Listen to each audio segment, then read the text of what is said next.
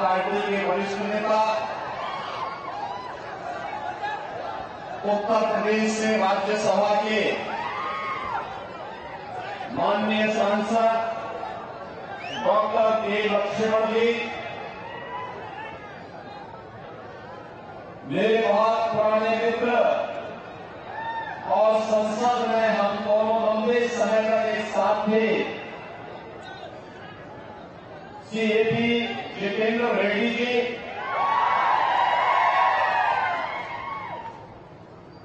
पालामुरु से भारतीय जनता पार्टी के जिला के अध्यक्ष श्री वीर ब्रह्मचारी जी, पालामुरु भारतीय जनता पार्टी के प्रत्याशी सीएपी मिथुन रेड्डी, देवगढ़ से भारतीय जनता पार्टी के कैंडिडेट श्री प्रशांत रेड्डी, कोटांगल से श्री बंटू रमेश, सातनगर से बंदे वपन्ना,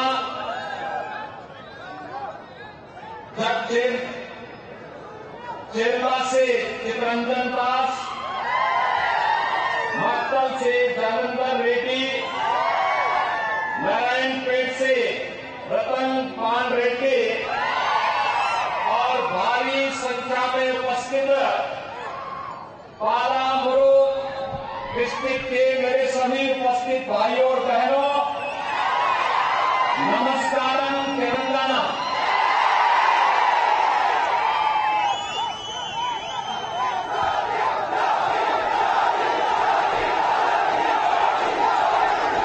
भाइयों बहनों, श्री कालेश्वरम, श्रीशैलम, ड्रग्स रामम के रूप में त्रैलिंग के आशीर्वाद से अभिसिंचित तेलंगाना की इस पावन धरा को मैं कोटि कोटि नमन करता हूं। मुझे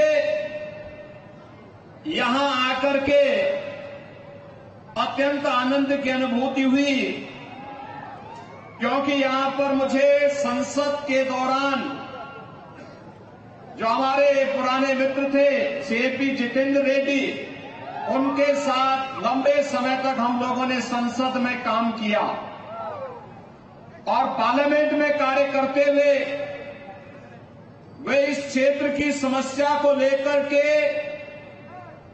दिल्ली में पार्लियामेंट में लगातार लड़ते थे, कार्य करते थे। तेलंगाना राज्य निर्माण के लिए उनके संघर्ष के लिए मैं उनका अभिनंदन करता हूं और इस अवसर पर आज मुझे उनसे मुलाकात हुई। भाइयों बहनों, मैं इस अवसर पर उनका भी और आप सबका भी हृदय से अभिनंदन करता हूं। भाइयों बहनों, जब मैं तेलंगाना राज्य की बात करता हूं तो एक और प्रकृति और परमात्मा की असीम कृपा इस राज्य पर है, दूसरी ओर यहां पर संघर्ष करने का जज्बा यहां के नौजवानों, यहां के किसानों के मन में है। तेलंगाना राज्य के लिए चले आंदोलन में एक लंबा संघर्ष यहां के नागरिकों को करना पड़ा था। 1969 का संघर्ष हो या 2001 से लेके 2014 तक चला ये आंदोलन, जिसमें सैकड़ों नौजवानों ने अपनी आहुति देकर के तेलंगाना राज्य का निर्माण किया था। लेकिन भाइयों बहनों, एक तरफ कांग्रेस तेलंगाना राज्य की भावनाओं के साथ खिलवाड़ करती रही और दूसरी तरफ तेलंगाना की सत्ता राज्य बनने के बाद जिन हाथों में आई, भाइयों बहनों, केसीआर के नेतृत्व में टीआरएस ने यहां के सारे सपनों को धूल दूषित कर दिया है। अब भाइयों बहनों, जो तेलंगाना रेवेन्यू सरप्लस स्टेट था, आज यह 3 लाख करोड़ रुपए के कर्ज में डूबा हुआ एक स्टेट है। जिस तेलंगाना में विकास की नई नई संभावनाएं आगे बढ़ती, वह तेलंगाना आज माफिया राज की चपेट में आ गया है। यहां पे खनन माफिया, यहां पे भू माफिया, यहां पे पशु माफिया, यहां पर संगठित अपराध में संलिप्त माफिया है। और इस माफिया के खिलाफ ही चेतावनी देने के लिए और इस महबूब नगर को फिर से पाला मुरु के रूप में स्थापित करने के लिए आज मैं आपके बीच में यहां पर उपस्थित हुआ हूं। भाइयों बहनों, 2017 के पहले उत्तर प्रदेश में भी ये माफिया इसी प्रकार से हावी थी। उत्तर प्रदेश में हर दूसरे तीसरे दिन एक बड़ा दंगा होता था, महीनों महीनों कर्फ्यू रहता था। उत्तर प्रदेश में माफिया हावी थे, माफिया की पैरेलल गवर्नमेंट चलती थी, आम नागरिक का कोई सुनवाई नहीं होती थी। आज मैं कह सकता हूं, उत्तर प्रदेश में प्रधानमंत्री मोदी जी के नेतृत्व में, उनके मार्गदर्शन में उत्तर प्रदेश में डबल इंजन की बीजेपी की गवर्नमेंट है। नो कर्फ्यू, नो दंगा, यूपी में सब चंगा। यूपी में कोई दंगा नहीं होता है, पिछले 6.5 वर्ष में कोई दंगा नहीं। और माफिया और अपराधियों का उपचार क्या है, ये यूपी के बुलडोजर को चलते हुए देखते होंगे आप भी। तो भाइयों बहनों, यही उसका उपचार है। और मैं आज आपको यही कहने के लिए आया हूं, चाहे वह कांग्रेस हो या टीआरएस का बदला हुआ नाम बीआरएस, जब किसी को समय पूर्व छुट्टी की जाती है तो उसको बीआरएस दिया जाता है। और ऐसे ही केसीआर को समय पूर्व छुट्टी देनी है, इसलिए उसका नाम बीआरएस हो गया है।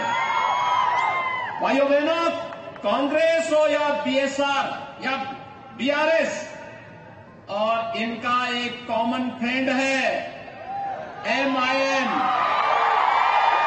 कॉमन फ्रेंड, जिसका काम है फेविकोल के रूप में काम करना। ये तो फेविकोल है एमआईएम के रूप में। ये तीनों एक ही थैले के चट्टे बट्टे हैं, तेलंगाना की अस्मिता के साथ खिलवाड़ करने वाले, आपकी अस्मिता के साथ खिलवाड़ करने वाले, आपकी पहचान को समाप्त करने वाले ये लोग हैं। और ये माफिया को पनपाने वाले लोग हैं। भाइयों बहनों, इन तीनों में से किसी को भी वोट जाएगा, ये तीनों ही सबल होंगे, मजबूत होंगे। इसलिए मैं आया हूं आपके पास अपील करने के लिए। आज आपने देखा होगा, वैश्विक स्तर पर प्रधानमंत्री मोदी जी के नेतृत्व में भारत का सम्मान बढ़ा है, भारत की सीमाएं सुरक्षित हुई है। ये नया भारत है। आज 26 नवंबर है। 26 नवंबर की तिथि बाबा साहब डॉक्टर भीमराव अंबेडकर ने आज ही के दिन पर भारत का संविधान बना करके तैयार किया था। और भाइयों बहनों, संविधान दिवस के रूप में तो है ही, लेकिन याद करिए, कांग्रेस की केंद्र में सरकार थी और कांग्रेस नेतृत्व की सरकार के समय आतंकवादियों ने आज ही के दिन पर देश पर सबसे बड़ा हमला मुंबई में किया था। ये कांग्रेस के समय में आतंकी हमले होते थे, आतंकी घुसपैठ होती थी। आज आतंकी हमला या घुसपैठ नहीं हो सकता, क्योंकि सभी को मालूम है, आतंकवादियों को भी और उनके आंकड़ों को भी मालूम है, ये नया भारत है, नरेंद्र मोदी के नेतृत्व में चलने वाला भारत। यह छेड़ता नहीं है, लेकिन अगर कोई छेड़ता है तो उसको छोड़ता भी नहीं है। ये 23 को या सर्जिकल स्ट्राइक के माध्यम से जवाब देना जानता है। और भाइयों बहनों, सुरक्षा, हमारी सीमाओं की सुरक्षा हुई है, इंफ्रास्ट्रक्चर के नए नए कार्य हुए हैं, highway, railway, Vande Bharat train, और भाइयों बहनों, एयरपोर्ट, हवाई चप्पल पहनने वाला भी अब हवाई जहाज की यात्रा कर सकता है। प्रधानमंत्री मोदी जी ने जो कहा सो करके दिखाया। AIIMS, IIT, IIM, 1 district 1 medical college, हर घर नल की योजना, अनेक वेलफेयर की स्कीम। अभी यहां पे श्री के लक्ष्मण जी बता रहे थे, उत्तर प्रदेश में 6 वर्ष में, भाइयों बहनों, 6 वर्ष में 55 लाख गरीबों के लिए एक प्रधानमंत्री आवास बन गया। 3 करोड़ गरीबों के घर में शौचालय बन गए। 4 करोड़ गरीबों के घर में बिजली के कनेक्शन पहुंच गए। 1 करोड़ 75 लाख गरीबों के घर में उज्ज्वला योजना के कनेक्शन भी पहुंच गए। 15 करोड़ गरीबों को फ्री में राशन की सुविधा का लाभ उत्तर प्रदेश में प्राप्त हो रहा है। भाइयों बहनों, उत्तर प्रदेश प्रभावी ढंग से इन योजनाओं को क्रियान्वित कर रहा है। आपने देखा होगा, सर्वाधिक पेपर लीक, युवाओं को नौकरी और रोजगार तेलंगाना सरकार नहीं दे पा रही है क्योंकि पेपर लीक हो रहे हैं। उत्तर प्रदेश में हम 6 वर्ष में 6 लाख नौजवानों को सरकारी नौकरी दे चुके हैं। लेकिन भाइयों बहनों, तेलंगाना की सरकार इन नौकरियों को देने में विफल है। यहां पे तो तेलंगाना राज्य के जो पब्लिक सर्विस कमीशन है, इसके सारे पेपर लीक हो जा रहे हैं। पेपर लीक होने के कारण युवा के भविष्य के साथ खिलवाड़ हो रहा है। सरकार मौन बनी हुई है और इसीलिए आज मैं आपके पास आया हूं कहने के लिए, भाइयों बहनों, मोदी जी ने गत वर्ष कहा था 10 लाख नौजवानों को नौकरी देंगे। 6 लाख नौजवानों को नौकरी दी जा चुकी है। 4 लाख लोगों को बहुत शीघ्र नौकरी मिलने वाली है। सभी लोगों को बिना भेदभाव के मोदी जी के नेतृत्व में, कांग्रेस के समय में नारा दिया जाता था कि भारत के संसाधनों पर पहला अधिकार मुसलमानों का है। भाइयों बहनों, कांग्रेस देश को विभाजन की ओर ले जाना चाहती थी, लेकिन देश की जनता ने कांग्रेस के मंसूबों पर पानी फेरा। मोदी जी आए और मोदी जी ने कहा नहीं, देश के संसाधनों पर पहला अधिकार गरीब का है, किसान का है, नौजवान का है, महिलाओं का है। और परिणाम क्या रहा? मोदी जी ने नारा दिया, सबका साथ सबका विकास। सबका साथ और सबके विकास के इस नारे ने आज देश में हर गरीब तक शासन की योजनाओं को पहुंचाने का काम किया है। भाइयों बहनों, मैं आपके पास इसीलिए आया हूं, ये नया भारत है, वैश्विक स्तर पर सम्मान है तो सीमाएं सुरक्षित हैं। देश के अंदर आतंकवाद की समस्या, नक्सलवाद की समस्या का समाधान भी है तो इंफ्रास्ट्रक्चर के बड़े बड़े कार्य भी हो रहे हैं। वेलफेयर की स्कीम भी बिना भेदभाव के तबके के नागरिकों को प्राप्त हो रही है।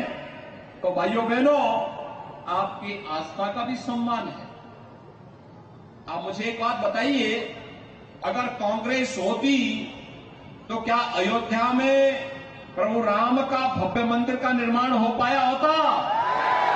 कांग्रेस कर पाती? और अब तो 22 जनवरी को 2024, 22 जनवरी 2024 अयोध्या में रामलला के भव्य मंदिर में प्रधानमंत्री मोदी जी के करकमलों से रामलला विराजमान होने जा रहे हैं। आप मुझे बताओ, कालामुरु से कितने राम भक्त अयोध्या आने के इच्छुक हैं? अयोध्या कितने लोग आना चाहते हैं? आप सभी अयोध्या आने के इच्छुक हैं ना? इसीलिए आपसे अनुरोध करूंगा कि भाइयों बहनों, आप सब सीएपी मिथुन रेड्डी को पालामरू विधानसभा कॉन्स्टिट्यूंसी से इलेक्शन जिता करके भेजिए। आपका आशीर्वाद उनको प्राप्त हो और मैं बदले में सीएपी जितेंद्र रेड्डी जी से और सीएपी मिथुन रेड्डी जी से कहूंगा कि इन सभी राम भक्त